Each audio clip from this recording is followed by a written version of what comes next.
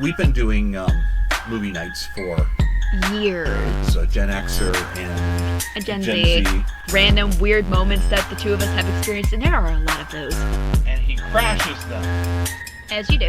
It's like, I'm just sitting there and I'm like, where did this come from? Why are we singing? I mean, you're not going to learn anything about the movies listening to us talk. This is the Argo City Podcast. Film, conventions, and fan life with Maddie and Matthew. Okay, we are back, and see, I walked into the kitchen the other day. Okay. And you were singing this. Okay, but to be fair, you had gotten the song stuck in my head because you had played that, YouTube video. And then it was stuck in my head, and then it was stuck in my head during my 6-hour shift. And then it was stuck on my head. No, I had to put the song on the drive home just because my mind kept making up weird lyrics to it, and I needed to know what the actual lyrics were. Believe it or not, that's actually the way to get a song unstuck from your head. You have to hear it stuck because it got broken before it ended. So if you hear the ending of it, it resolves and then it goes away. And it's just like, I need to know what the actual lyrics are because my brain is making up random things that rhyme and they sound horrific. And we have a long history with the Muppets. I especially have a long history with the Muppets. I mean, I grew up watching the Muppets and watching a lot of Henson stuff. Mm-hmm. And my parents literally got the puppets. So I was using them. But even as an adult, when Mom and I got married, one of the first things I did, we moved into the house on Hayes Avenue, and I set myself up for a Time Life subscription where every other month they would send you a videotape of 3 episodes of The Muppet Show. Oh, that's great. This was literally a thing. Mom found me all of wave 1 of the figures for Christmas one year. But I mean, even up until today, one of the things I do with 3D printing, if you look at my profile up on Thingiverse, it literally says Muppet Maker. It just, oh my God. If you look around in the library at the Muppet, there's Muppet figures everywhere. There's one sitting in the corner there's a bunch of them sitting in the corner by the window. You've got them sitting on the shelf behind me. There's no toy line other than Masters of the Universe that I've collected as much as the Muppets. Mm-hmm. And because they're ridiculously expensive now, sometimes I don't collect them. I model them and I 3D print them to the point where over half of the figures, if you're looking around in here, over half the figures are 3D printed at this point. I've had requests for certain ones. No, let me explain to you how big a Muppet person I am and how pervasive that is. Okay. So at one point about a year and a half ago, maybe 2 years ago, a large box just got dropped at our doorstep. And Mom is bringing it in completely confused. Oh, I remember what this is. And I'm also confused. And I open it up and I pull out a Kermit the Frog phone. Along with a note that says, I saw this at a flea market and I cannot think of a bigger Muppet fan than you. No, that's just, I think I remember when you were opening that. That's hilarious. Or maybe it was something he was cleaning out of his house. But I mean, it was just out of the blue. That's still up in the living room. I insist on that being in the living room. It sits in the corner right by where the guinea pig cage used to be.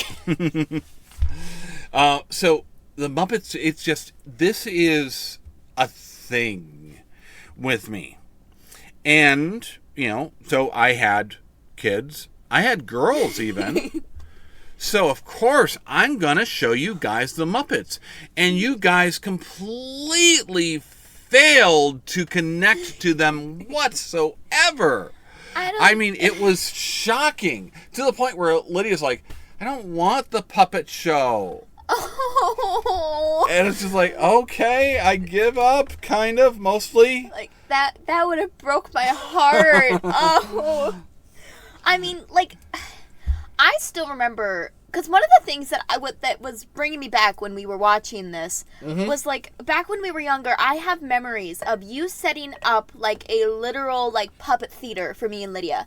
And we had, like, puppets from Nana Puppet. We had, like, little mini ones. We had some of your old puppets that we would play with. I remember, like, Christmas ones where we would do Christmas songs and it got videotaped. I don't remember anything aside They're from that. They're around somewhere, yes. Yeah, well, I'll have to find those. But I remember kind of being, like, kind of in that as we were watching through. The Fraggle Rocks was the only thing that I was like, I remember immediately recognizing it. And I was like, because I hadn't seen a lot of it. I'd only seen a couple episodes, and I saw them at your parents' house. So That's so weird, because I didn't get to watch Fraggle Rock at all growing up. Mm-hmm. Like, see, Gen Xers, even a couple millennials and stuff like that might remember that cable was a special thing when we were growing up. We didn't have cable growing up. I didn't get cable until I got married. And Fraggle Rock was only on cable. Yeah. The only time I saw Fraggle Rock, those characters, was in, like, one of the Christmas specials. And I showed you that about a year ago, maybe 2 years ago, where they crossed everything over. Yeah, plus, like, the other thing that immediately comes to mind, I was obsessed with Elmo when I was a kid. I watched Elmo's World religiously when I was a child. I don't know why. I loved it. I was still scared of Cookie Monster for some reason. I don't know why, but I loved Elmo's World growing up. That was something you noticed while you were watching. By the way, we probably should talk about what did we watch this week. We watched Idea Man, which is the Jim Henson documentary. We're like 10 minutes in, and we haven't even mentioned what it is. I'm sure there's a thumbnail, but still. I'm sure you can guess what it is based on context clues. Anyhow, so, but that was something you were mentioning. Like, you were looking at some of the Sesame Street segments they were showing, some of the experimental films. Yeah. And I'm like, yeah, this is what Sesame Street when Mom and I were growing up was like. Well, yeah, and like when you were growing up, Sesame Street was literally 1/3 Elmo. Elmo had taken over. Yeah, and like I know all the characters. I'm aware of everything like that. Probably mostly due to film theory, but yeah, I mostly know the Elmo side of things. Yeah, that was Sesame Street. Although they all came flooding back as soon as you saw things coming up. Yeah, like I said, I was aware of all the characters. I never really bonded with them as a kid, I suppose. Mm-hmm. Well, I mean, we actually went out of our way to create you a special Maddie-centric episode of Elmo's World. Oh my god, do we still have that? It's somewhere. I can dig it out, but Please. It exists. Because I remember filming that. Oh my god. And because we had an Elmo puppet, and because when the Muppets hit, this was you have to remember, I was gigging with my parents since I was a child, and the Muppets hit in the middle of that. So, yes, you had a puppet stage when you were growing up. I had a puppet stage when I was growing up. We took it on the road. Really? Actually, we had two. We had one that folded up, and we had one that we assembled using cloth and pipes, PVC pipes and stuff. But yes, there were always puppets when I was gigging with my parents as a child, because, again, the Muppets was a thing. And so we incorporated that. And that carpet bag full of puppets that you were playing with, I was doing those same puppets when I was a child. Oh, that's so cute. So, like, I just got one of the vintage Fozzie Bear ones. That was one that I'd lost. I didn't have it from childhood anymore. But I handed you a bunch. You gave me a bunch of plushies. And the piggy is vintage. That piggy has traveled with me from childhood and from doing Good News Messenger stuff all the way up until adulthood. So, yeah, the idea of you guys doing puppets when you were kids, that's perfectly normal to me, because it was perfectly normal to me when I was a child to be doing puppets in public to music and dancing and singing and stuff like that. Yeah. This is a thing that we did at least once a month, possibly more, especially during Christmas time. So that's one of the reasons that the Muppets really does connect with me too. Mm-hmm. Like, if you watch the Muppet Show, and we've still done some of it here and there, but it's like, man, okay, I lived the Muppet Show. Uh-huh. And I did those kind of shows all the time. When I was touring with my parents' band as a kid, or when I was doing theater as a teenager, Mm-hmm. or what was it that Jim Henson said about Kermit? That he was made from his mother's coat and a ping pong ball that he cut in half. That's not what I was thinking of, because in this context, that would be appalling. Oh, No, okay. he talks about how Kermit's role in the show is much like his own. Oh, okay, yeah, that does sound less horrifying than what I said. And how his job is to kind of make all this work, get all these personalities together, and get this show to work. I know what that's like. Yeah, but you know what? You've been watching that for the last couple of years, too. You've been watching me do that at church in worship. That too, yeah. So that's been part of my job out there. No, like working in student council and being the only person, yes. being the only, like doing student council, working with lots of different people, especially because I was always hosting. I was doing a lot of that. Plus, like being in a friend group with a lot of very different people and being the only one that ever actually wants to do the school work. I'm the one that has to be like, come on guys, let's just do it. Like, trying to wrangle everyone, find them something that they can do. That's the worst part of doing group projects. I remember doing that in school, too. Well, they're And usually cooperative, but it's for a teacher that everybody hated, so they didn't want to do the work. Yeah, but you know what? Like, I see Lydia, like, wandering through here. Go ahead. But she literally would refuse to do group projects, too. She's like, I'm going to end up doing all the work anyhow. And I remember being the same way in school.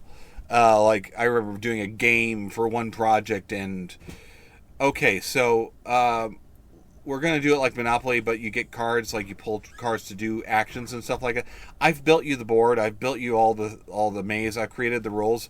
I need you guys to just take the stack of index cards and write funny things on them. Give us funny and... Oh my god, I literally did something similar. For one of my, for the end of, I want to say 8th grade, we were reading the Crucible, and we had to do, like, you could, like, write a short play, Mm-hmm. or you could, like, write a song or something like that. I decided to write the, like, short scene in a play to talk about, like, it was supposed to be about how the wife, confronts her husband with, like, the cheating and such, with like especially with, like, the little doll, because that wasn't actually in the play, and I wrote that, and it was supposed to be for, like, it was supposed to be like a group for 3 people, and I looked at my teacher and I was like, can I just do the solo? You've seen me write. I overwrite everything. I can do this. And it ended up being the favorite thing of the class. So boom. You know what? I did the same thing in one of my classes too, where we had to do a play, and I literally got the guys on a 3-way call. I was like, you give me your ideas, you give me your ideas, I'm just going to write this. Oh my god, literally when I was writing the play that I had to do for Frankenstein, I got on a call with my friend Tyra, and she was just like, I call it like role-playing back and forth, where she'll play a character and I'll play a character, and then we'll go back and forth to help me write the dialogue. It was only supposed to be 2 pages. Mine ended up being 7, plus a sequel story that I wrote after to finish the love story because my friends insisted, but I know what that's like, and I've done it too.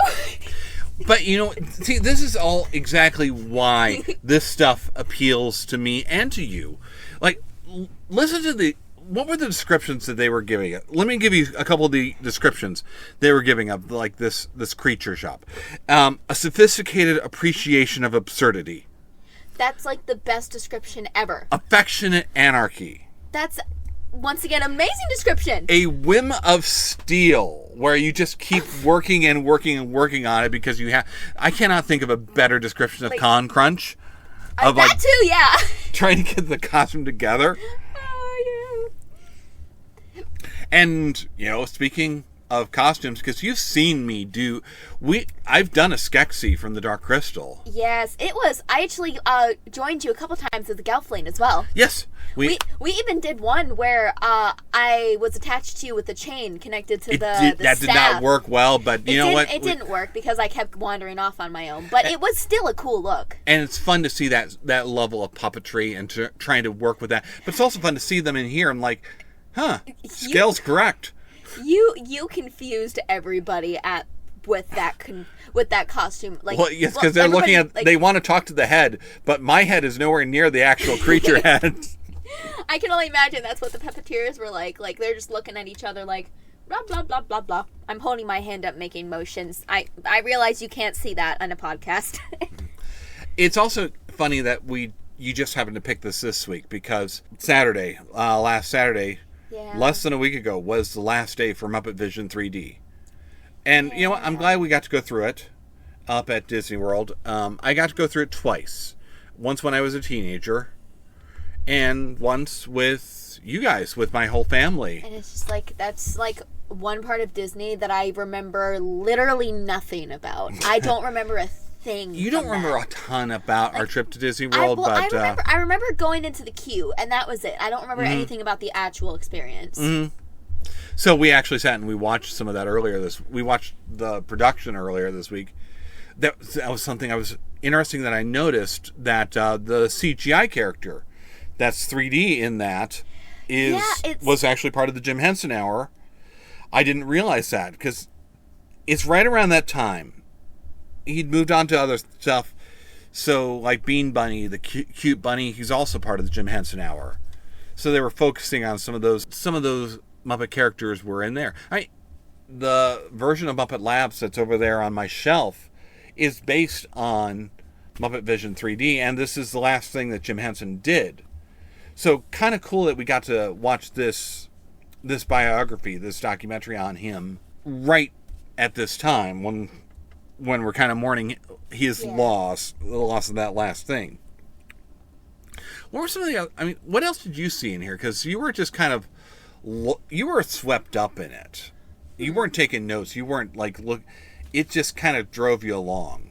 Well, I'd been wanting to do this movie for a while. It was actually on my wheel, but I'm going to have to take it off because you beat me to it. But, I especially found, like, the sizing and everything fascinating. The fact, like, I mentioned this to you when we were watching, the fact that they have, like, the furniture up high enough where the actors can stand up straight and still have, like, the puppets up there. I found that fascinating. I never realized how many cramped spaces you had to fit into as a puppeteer. Like, my God. You were really interested in the behind-the-scenes stuff and seeing... Yeah, like, seeing everything to scale and, like, seeing, like... When they were showing us the part with the Dark Crystal, where we were with all the Skeksis and like the giant meeting room, I was looking at that scene because we were looking at it from a behind shot, and I'm like, I know exactly what I'm looking at. But it's so cool to be able to see see them actually puppeteering, because to be honest, I never really think of them as actual puppets because they do such a good job as making them into characters. That's an interesting thing too, because again, The Dark Crystal was not one of the movies that you guys really connected with. Although Labyrinth, on the other hand, was. Really? You guys loved Labyrinth. You and Lydia both really got into that movie. Do we have it on the TV by chance? Yeah, I can find that for you. Yeah, if you do, I might watch it later tonight just because I'm in that kind of mood, so. Well, and it's funny too because I saw The Dark Crystal in the theater when I was a kid. Really? I was not allowed to go see Labyrinth. You weren't? I think my parents had a problem with David Bowie. I think that's it. What's wrong with David Bowie? I couldn't give you a good explanation of it because, again, I was 10. That's fair. But they didn't. I think that was the problem. But I know that was the one that we didn't go see. Huh. But you guys, you absolutely love it, and even The Dark Crystal. That stuff is such a breath of fresh air, especially in the 80s when fantasy was largely Conan and He-Man, and it's just a sword-swinging barbarian. It's before we kind of shifted into the Lord of the Rings fashion and then into the Harry Potter fashion. But this was Dark Crystal is really hard fantasy. Yeah, I would be And like... I remember the first time we watched it, I can't even remember how long ago it is, but I feel like if I rewatched it again now that I'm a bit older, I feel like I might enjoy it a bit more. I think you might. We went through some of the Netflix series as well, which was, again, really well done. The Dark Crystal is an interesting film in that it holds the distinction of being the first live-action film to not feature a single human being. Oh, okay, I didn't know that. It's not a it doesn't classify as a documentary. It's still fiction. But as far as fiction, as far as live action, yes, just there's not a human being to be seen. No, I never realized that. That's really interesting. And Henson would talk about how trying to figure out the walk. We even saw some of that. That's where the Whim of Steel came in, trying to figure out the walk, the gait. How does he make like the Gelflings walk? Because with Kermit, it's like boop boop boop. It's just just like the hopping, like. With the Gelflings, he realized I have to kind of loosely hold my arm and actually walk, so it feels like a real person walking. Mm-hmm. That level of detail, that level, they also talked about this in the documentary, the level of detail with the costumes. Like, they were saying, like, we're going to sew, like, handmade embroidery onto these costumes. And I'm just like, I mean, that's dedication if I've seen it. And you do see it. That's the thing. It all comes through. Oh, you know the other thing that I found interesting? I didn't realize Miss Piggy was a side character. I didn't realize she wasn't always a star. In the first season, they're still finding their way. I figured there'd be some off stuff. I didn't know she wasn't part of the main cast originally, which is like, that's wild to me. It really is. You can't imagine such a thing, but that's so much credit about letting the story take you where it needs to go. That's why I would always do like the role play thing with my friend Tyra, because the story progresses as easily as the conversation does. So I get that. I understand that. I find that fascinating. One of the other things that I found really interesting about this was like getting to see, well, not only how some of our favorite characters were created, but the human-sized ones. Seeing them design the sketches for the big fluffy guy. I had already been aware of like Birdo and like the arm up with like the rest of his costume. I'd already been aware of that, but learning Sweetums and like the Lunchbox Monster, like and the big guy, like the really like the human acted ones. It was so even aside from that, seeing some of the sketches of the like before, like as the characters are being developed, because like you were saying, they're letting the story develop these characters. So like seeing them slowly change over time, which is just there's something so interesting about that. There really is, and I can see why that appealed to you, because it's this weird fusion of puppeteering and cosplay. Yeah. Which, again, that's where I go back to the Skeksis. That's what that is for me. That is as much a puppet as it is a costume. Big Bird really is as much a puppet as he is a costume. Yeah. Sweetums really is as much a puppet as he is a costume. And stuff like that. It was also interesting just to see them suddenly come to life as you're, even the small ones, watching, okay, how does Ralph created? Somebody cut a basketball in half. Yeah, that was like, what? Really? That was so cool to me. And Ralph, as a character, is considered even more close to who Jim Henson. It's more of his identity than Kermit. And to the point where they retired him for a while after Henson died. And I mean, like, one of the things why I think that appeals to the two of us is because, well, you've always made cosplays out of trash. So we're seeing them do the same thing here, which is just so interesting to me. Well, if you look around at the puppets in here, and there are puppets back here in the library. There's a Freddy Krueger puppet already over there, and he hangs out with Jason. Like Alf, there's Batmite in the corner. There's Batmite was the first one I did when I started to do charity work, because I was going to show up at an event as Mr. Freeze, and thought, this is a kids event. They may object to me carrying a gun, even if it's a fantastic freeze gun. I need to carry something.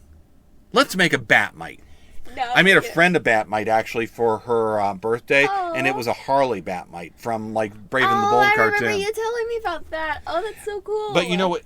And I only point this out because if you look at them, the puppets are still made out of trash. Yeah. When people get new carpet, they throw out the old carpet and they throw out the old carpet padding. And that's what I make puppets out of. With Freddy, I didn't even bother putting felt over him. It's just the carpet padding.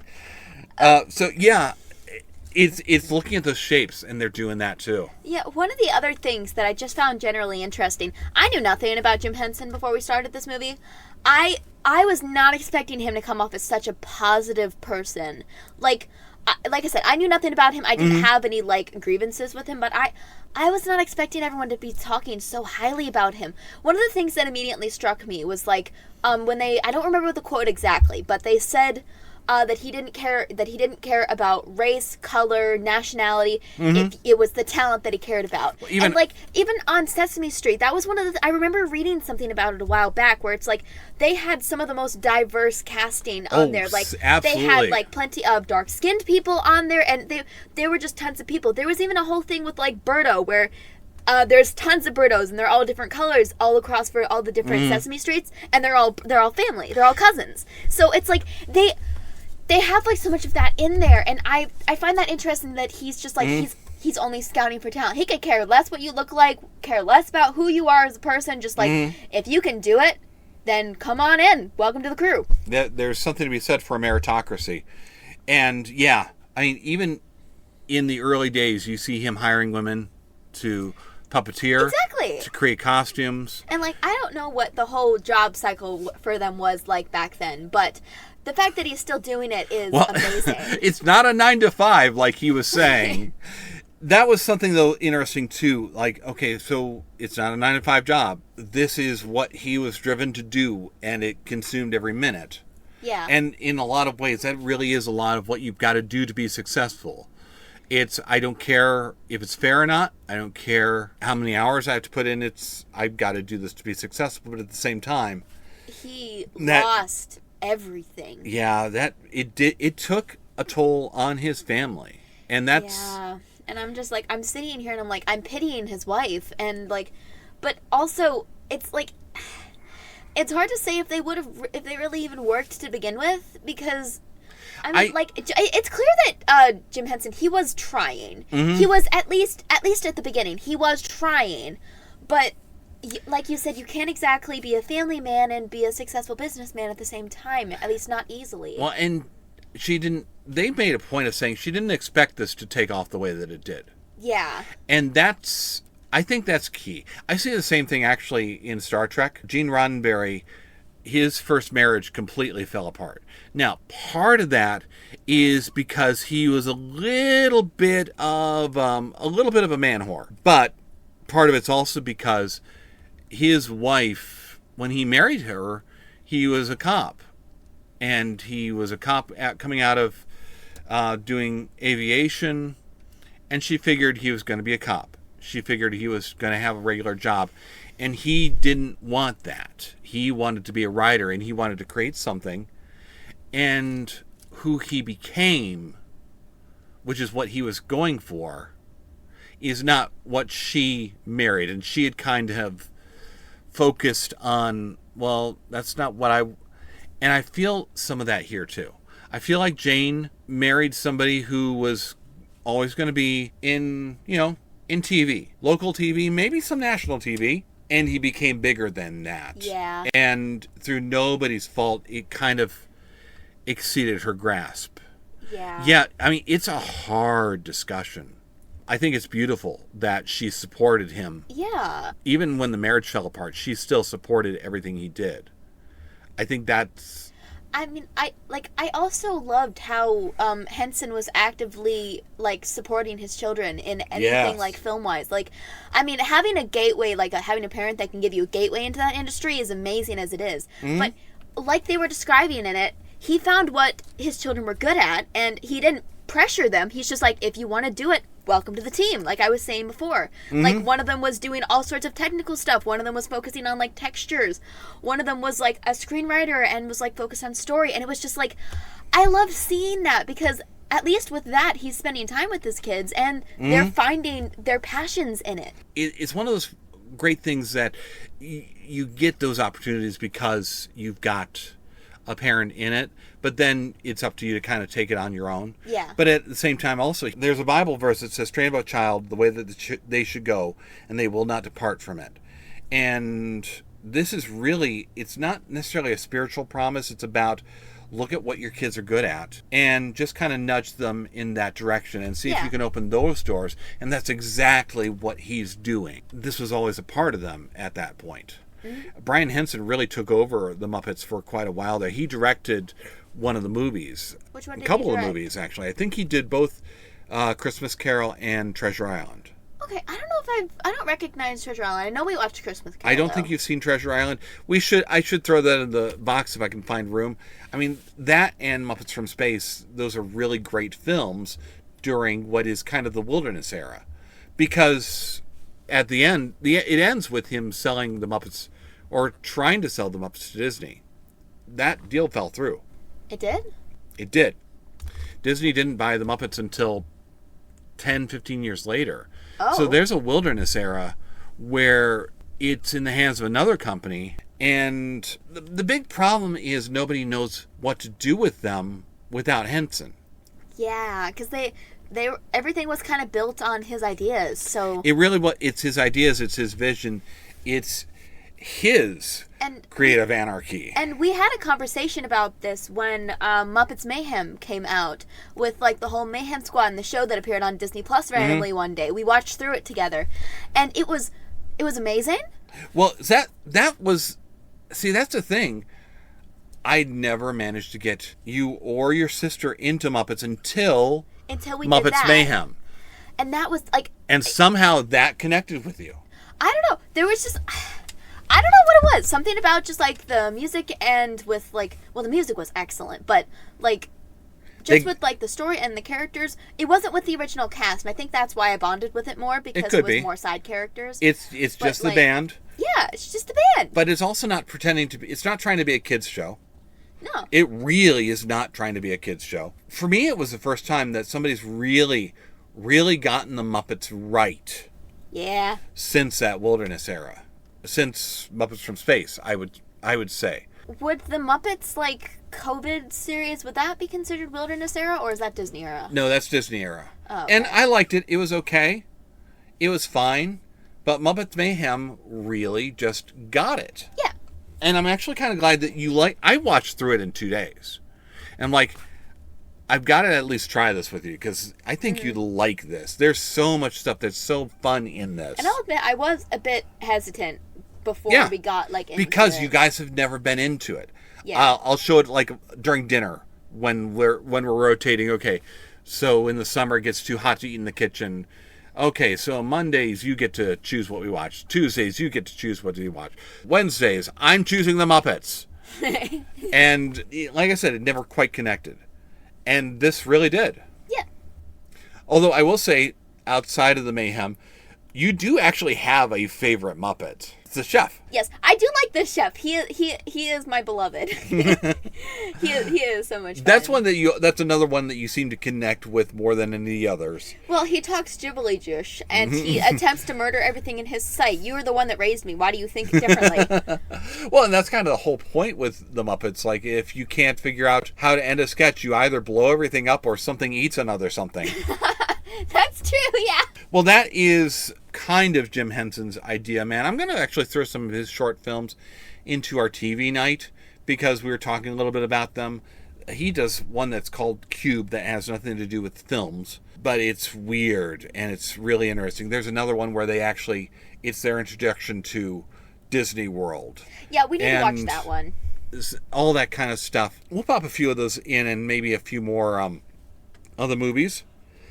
But otherwise, that's our movie box of doom for this week. And next week we'll be back to the movie Wheel of Boom. All Bye!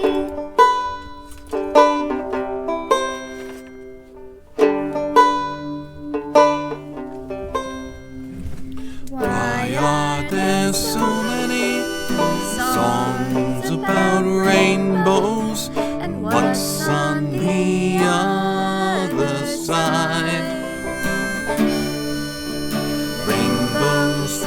visions, but only illusions. Rainbows have nothing to hide. So we've been told, and some choose to believe it. And I know they're wrong, wait and see. Someday we'll find it, a rainbow connection.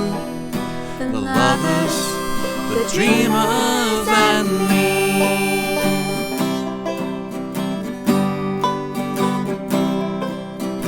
Who said that every wish would be heard and answered, and wished on the morning star? Somebody thought of that, and someone believed it. What it's done so far. What's so amazing that keeps us stargazing? And what do we think we might see? Someday we'll find it, the rainbow connection, the lovers, the dreamers, and me. All of us under its spell, we know that it's probably magic. Have you been half asleep? And have you heard voices? I've heard them calling my name.